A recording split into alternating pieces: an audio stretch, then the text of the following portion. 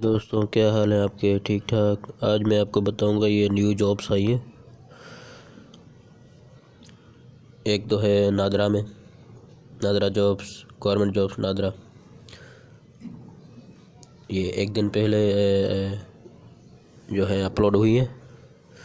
ये लिखा है see on here new jobs 2020 latest for male and female.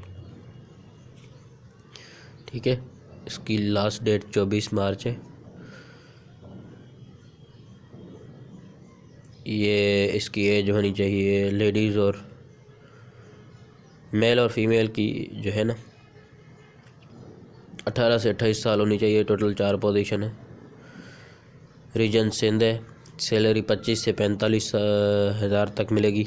Skills required ये कह रहा है कि कंप्यूटर की नॉलेज हो। Contact how to apply the job में फॉर जॉब्स। तो ये हाउ टू अप्लाई इसलिए ये ऑप्शन नहीं दे रहा कि इनकी वेबसाइट है ना nadra.gov.pk, यहाँ पे आप जाएं। यहाँ पे आपको सब कुछ जो है ना डिटेल में मिल जाएगा। ठीक है, इंशाल्लाह आप जो है ना हो जाएंगे। आप अच्छे तरीके से अप्लाई करें, इंशाल्लाह आपका जो है काम हो जाएगा। ठीक है, अस्सलाम वालेकुम।